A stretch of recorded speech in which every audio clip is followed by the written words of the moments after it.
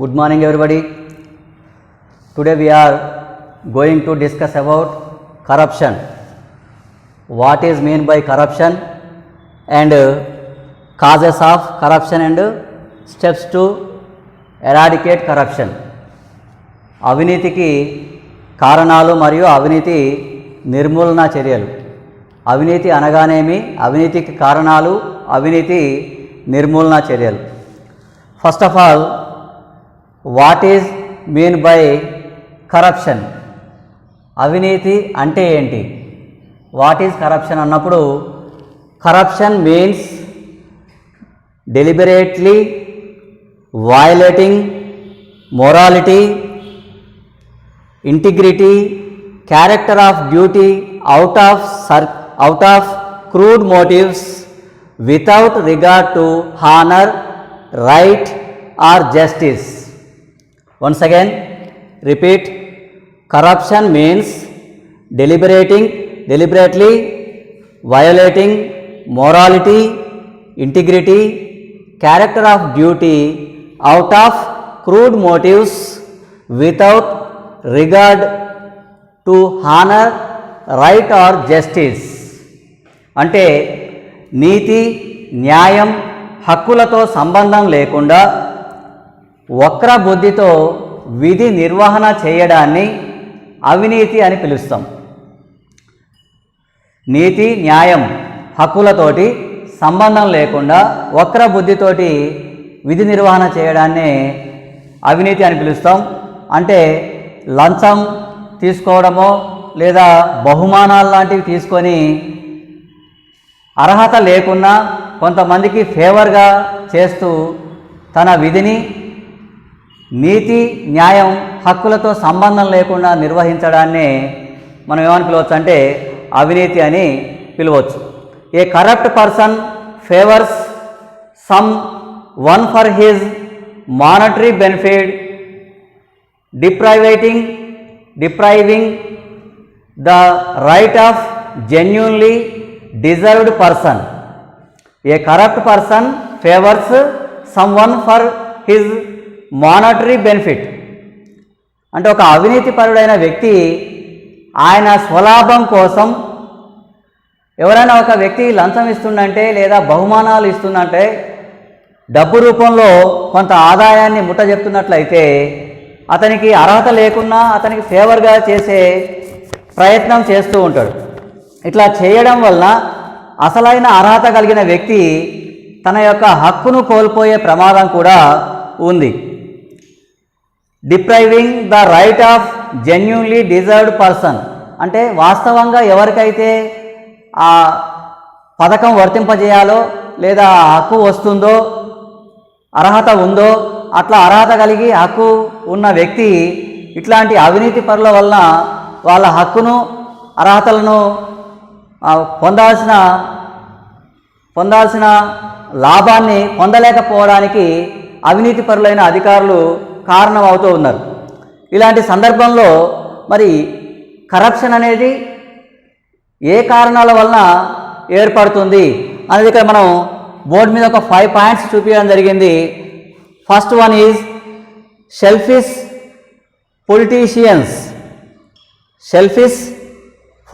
Politicians అంటే స్వార్థ రాజకీయ నాయకులు సెల్ఫిష్గా ఆలోచించడం, తమ స్వలాభం కోసం పనిచేసే రాజకీయ నాయకుల వలన మనకు కరప్షన్ అనేది పెరుగుతూ ఉంది. It is a poisonous circle starting from selfish politicians come down to higher officials to the lowest bureaucrats. అంటే స్వార్థ రాజకీయ నాయకుల నుంచి ఈ అవినీతి అనేది ఒక విషవలయంలాగా ఏర్పడి అక్కడి నుంచి ఉన్నతాధికారులకు వ్యాపిస్తుంది. ఉన్నతాధికారుల నుంచి ఈ విషవలయం అనేది చిన్న చిన్న అధికారులకు, లోయెస్ట్ బ్యూరోక్రాట్స్ అంటే కింది స్థాయి అధికారులకు కూడా అవినీతి లేదా లంచం అనేది ఏర్పడుతుంది. అంటే మొదట స్వార్థపరులైన రాజకీయ నాయకుల నుంచి మొదలై ఉన్నతాధికారులకు వ్యాపించి ఉన్నతాధికారుల నుంచి కింది స్థాయి అధికారులకు కూడా ఈ అవినీతి అనేది వ్యాపిస్తుంది. ఈ స్వార్థపూరిత రాజకీయ నాయకుల నుండి ప్రారంభమయ్యే ఒక విషస్ సర్కిల్ అంటే విష వృత్తం. ఉన్నతాధికారుల నుండి అత్యల్ప అధికారం గల అధికారులకు ఇది వచ్చింది. సెకండ్ పాయింట్ తీసుకుంటే కరప్ట్ రిప్రజెంటేటివ్స్ అంటే అవినీతి ప్రజాప్రతినిధులు. మనం ఎన్నుకునే ఎమ్మెల్యేస్ కానీ ఎంపీస్ కానీ తర్వాత జెడ్పీటీసీ ఎంపీటీసీ సర్పంచ్ తర్వాత వార్డు మెంబర్స్ ఇట్లాంటి వాళ్ళు కౌన్సిలర్స్ అందరూ కూడా అవినీతి పరులుగా మారుతున్నారు. ఈ అవినీతి పరులుగా ఉండడం వల్ల ఏదైతే ఆశించి ప్రజాప్రతినిధులను గెలిపించారో సాధారణ పౌరులు వాళ్ళ నుంచి పొందాలనుకున్నది పొందలేకపోవడం అనేది జరుగుతుంది. The general people who elect the corrupt people as their representatives and except special favour from them. అంటే సాధారణ ప్రజలు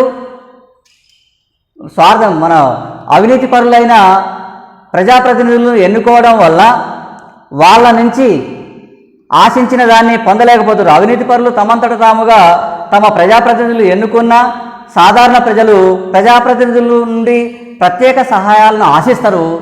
కానీ తమకు వాళ్ళు మంచి చేస్తారని భావిస్తారు.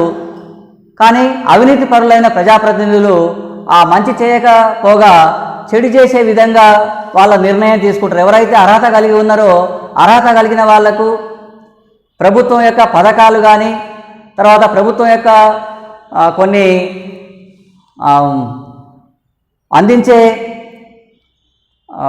లబ్ధి పొందే లబ్ధిదారుల ఎంపిక కానీ ఇవన్నీ కూడా ప్రజాప్రతినిధుల చేతుల్లో పెట్టడం, ఆసరా పెన్షన్ లాంటివి కానీ కళ్యాణ లక్ష్మి లాంటివి కానీ డబుల్ బెడ్రూమ్ ఇళ్ళ లాంటివి కానీ ఇవన్నీ సెలక్షన్స్ ఎమ్మెల్యేస్ మరియు ఎంపీస్ చేతుల్లో ఉంచడం, తర్వాత వాటిని కింది స్థాయిలో సర్పంచ్ ఆధీనంలో కానీ కౌన్సిలర్ ఆధీనంలో కానీ ఉంచడం వల్ల అర్హత కలిగిన వ్యక్తులకు ఇవి చేరకుండా పోతున్నాయి. అవినీతి పరులైన వాళ్ళు లంచాలను ఆశించి ప్రజాప్రతినిధులు వాళ్ళ ద్వారా ప్రజాప్రతినిధుల ద్వారా కలుగుతుందనే లాభం కలగకుండా పోతుంది. సాధారణ ప్రజలైతే ఏదైతే లాభం కలుగుతుందని ఆశించి ప్రజాప్రతినిధులను ఎన్నుకుంటున్నారో అవినీతి పరులైన ప్రజాప్రతినిధులు ఎన్నుకుంటారో వాళ్ళ వలన ప్రజలకు వస్తుందనే సహాయం లభించకుండా పోతుంది. వాళ్ళకున్న హక్కుల్ని పొందలేకపోతారు. అర్హత కలిగిన వ్యక్తులకు ప్రభుత్వం యొక్క పథకాలు చేరకుండానే పోతున్నాయి. నెక్స్ట్ థర్డ్ పాయింట్ వచ్చేసి సోషల్ స్పెండింగ్ స్కీమ్స్. భారతదేశంలో సామాజిక వ్యయ పథకాలు అనేవి పెద్ద అవినీతితో కూరుకొని పోయి ఉన్నాయి. Some of the largest sources of corruption in India are estimate programmes and social spending schemes exacted by the Indian government. అంటే ప్రభుత్వం అమలు చేస్తున్న సామాజిక వ్యయ పథకాలు మరియు అర్హత కార్యక్రమాలు, లబ్ధిదారుల ఎంపిక కార్యక్రమాలు కావచ్చు, సామాజిక వ్యయ పథకాలు కావచ్చు, అవన్నీ కూడా భారతదేశంలో అవినీతికి కొన్ని పెద్ద అవినీతి వనరులుగా సోర్సెస్గా మారిపోతున్నాయి. అంటే రాజకీయ నాయకులు కావచ్చు, ఎమ్మెల్యేస్ ఎంపీస్ మినిస్టర్సు, అంతేకాకుండా కింది స్థాయిలో ఉన్న అధికారులు వీళ్ళందరూ కూడా ప్రజల దగ్గర నుంచి లంచాలని తర్వాత అదనంగా కొంత భూములు కానీ డబ్బు కానీ బహుమానాలు కానీ ఆశించడానికి ఇటువంటి పథకాలు పెద్ద వనరుగా మారిపోతున్నాయి. ఎవరైతే డబ్బు ఆశగా చూపించి లంచం ఇస్తారో వాళ్ళకే ఆ పథకాలలో లబ్ధిదారులుగా ఎంపిక చేసే విధానాలు వస్తున్నాయి. అలా రావడంతో అర్హత కలిగిన వ్యక్తులకు ప్రభుత్వ పథకాలు అందని ద్రాక్షలాగా మారిపోతున్నాయని చెప్పొచ్చు. Next fourth one is number of rules and political schemes.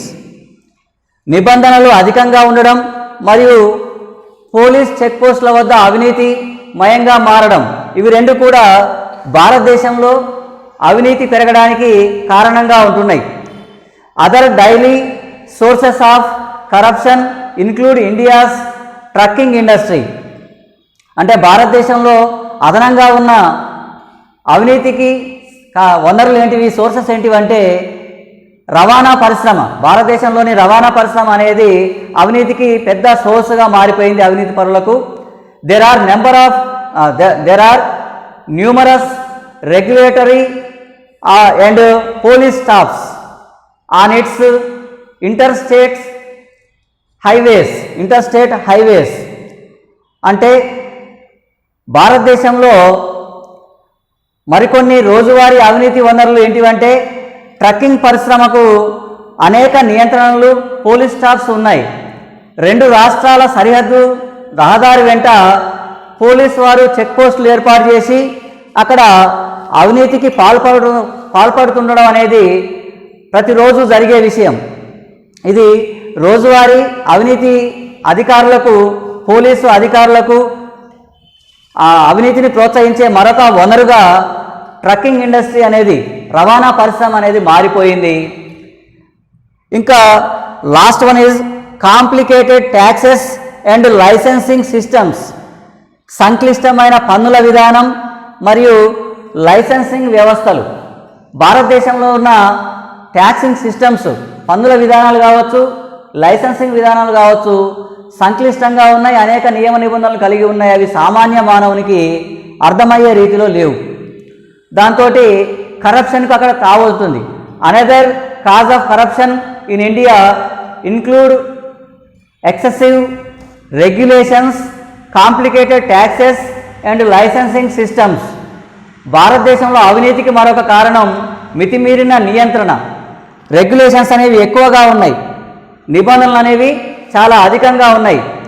సంక్లిష్టమైన పన్నుల విధానాలు అమలు చేస్తున్నారు, క్లిష్టతరమైన లైసెన్సింగ్ విధానాలు ఉన్నాయి. వీటిని ఆధారంగా చేసుకొని అనేక నిబంధనలతోటి సామాన్య ప్రజలకు ఇవి అర్థం కాకపోవడంతో లంచాలని ఆశగా చూపించి వాళ్ళ పనులు చేసుకోవడానికి కొంతమంది ప్రజలు ప్రయత్నిస్తున్నారు. లంచం ఇచ్చే వాళ్ళు ఇస్తున్నారు, తీసుకునే వాళ్ళు వాటిని ప్రోత్సహిస్తున్నారు. ఇచ్చేవాళ్ళు ప్రోత్సహిస్తున్నారు, తీసుకునే వాళ్ళు అది ఇస్తేనే పని చేయాలి లేకపోతే చేయవద్దనే ఆలోచనతో వాళ్ళ డ్యూటీని, విధిని నిర్వహిస్తూ ఉన్నారు. ఇలా అనేక విధాలుగా రోజు రోజుకి కరప్టెడ్ పర్సన్స్ అనేవాళ్ళు పెరుగుతూనే ఉన్నారు. పొలిటీషియన్స్ నుంచి, గవర్నమెంట్ అథారిటీస్ నుంచి, క్రింది స్థాయి అధికారుల వరకు కూడా కరప్షన్ మయం అయిపోయింది. అంటే అవినీతిమయంగా మారిపోయింది.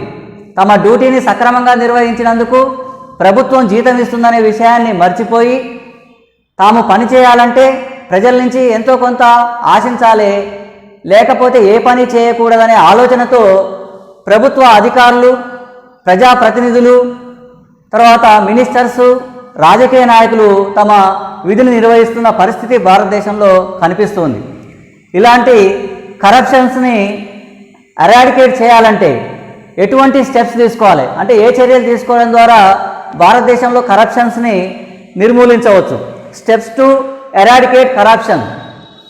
First step is a comprehensive code for ministers, members of legislature and political parties should be framed and strictly forced. Ministers కానీ, తర్వాత ఎమ్మెల్యేస్, పొలిటికల్ పార్టీస్ వాళ్ళకి ఒక కోడ్ను, అంటే వాళ్ళు ఏ ఏ పనులు చేయాలి, ఏ ఏ సందర్భాల్లో ఎలా ప్రవర్తించాలనే విషయంలో ఒక నియమ నిబంధనలను రూపొందించి అటువంటి నియమ నిబంధనల్ని మంత్రులు, శాసనసభ్యులు మరియు రాజకీయ పార్టీలకు కేటాయించాలి. అట్లాంటి కోడ్ను పటిష్టంగా అమలు చేసేలా చూడాలి.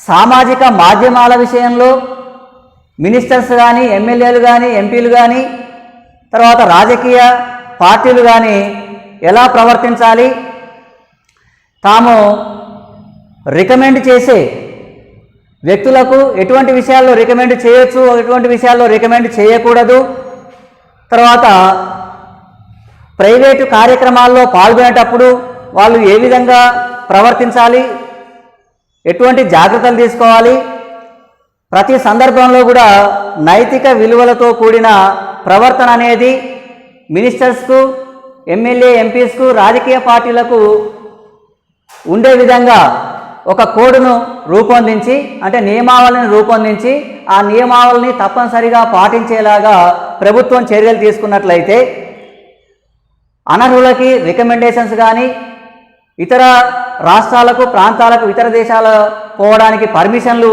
ఇవ్వడం కానీ, ఇలాంటి వాటి విషయంలో మినిస్టర్స్ యొక్క రికమెండేషన్స్, పొలిటికల్ పార్టీస్ యొక్క రికమెండేషన్స్, ఇవన్నీ విషయాల్లో, తర్వాత సామాజిక మాధ్యమాల విషయంలో ప్రతిస్పందన ఏ విధంగా ఉండాలి, వాళ్ళు ఏ విధంగా మాట్లాడాలి, ప్రైవేటు కార్యక్రమాల్లో పాల్గొనేటప్పుడు ఎలా ప్రవర్తించాలనే విషయంలో పార్లమెంటులో ఒక చట్టాన్ని తీసుకొచ్చి వారికి నియమ నిబంధనలను కేటాయించి ఆ నియమాలను, నిబంధనలు పాటించే విధంగా కఠినంగా చర్యలు తీసుకొని అమలు చేసినట్లయితే మనం ఈ కరప్షన్ను అరికట్టే అవకాశం ఉంటుంది.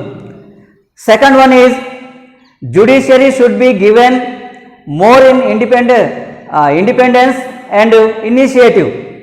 అంటే న్యాయస్థానాలకి మరింత స్వాతంత్ర్యం, స్వేచ్ఛ ఇచ్చి ఏ అన్యాయం జరిగినా సరే ప్రభుత్వాలు, రాజకీయ పార్టీలు, మినిస్టర్స్ యొక్క ప్రవర్తన సరిగా లేకున్నా సరే న్యాయస్థానాలు జోక్యం చేసుకొని ఎవరో ఫిర్యాదు చేస్తేనే కేసు బుక్ చేయడం, వివరణ కోరడం కాకుండా పత్రికా ప్రకటనలు, సామాజిక మాధ్యమాలు, టీవీలు, ఎలక్ట్రానిక్ మీడియా ఇలాంటి వాటి ఆధారంగా కూడా న్యాయస్థానాలు జోక్యం చేసుకొని సరైన అర్హత కలిగిన వ్యక్తులకి న్యాయం కలిగే విధంగా, అన్యాయంగా ప్రవర్తించే, నైతిక విలువలు లేకుండా ప్రవర్తించే అవినీతి పరులు, ఉన్నతాధికారులు కావచ్చు, ప్రభుత్వాధికారులు కావచ్చు, ఇలాంటి వాళ్ళని శిక్షించే విధంగా న్యాయస్థానాలకు మరింత స్వేచ్ఛా స్వాతంత్రాలను ఇవ్వవలసిన అవసరం ఉంది. Third point, law and order machinery should be allowed to work with at political interferences. అంటే చట్టపరంగా లా అండ్ ఆర్డర్ అమలు చేసే విషయంలో, ఆ యంత్రాంగం విషయంలో రాజకీయ పార్టీలు కానీ, తర్వాత ప్రభుత్వ అధికారులు కానీ మధ్యలో జోక్యం చేసుకోకుండా చూడడం, రాజకీయ జోక్యం లేనటువంటి లా అండ్ ఆర్డర్ యంత్రాంగాన్ని ఏర్పాటు చేసేలాగా చర్యలు తీసుకుంటే కరప్షన్కు అవకాశం ఉండకుండా చేసే అవకాశాలు ఉన్నాయి. లా అండ్ ఆర్డర్ విషయంలో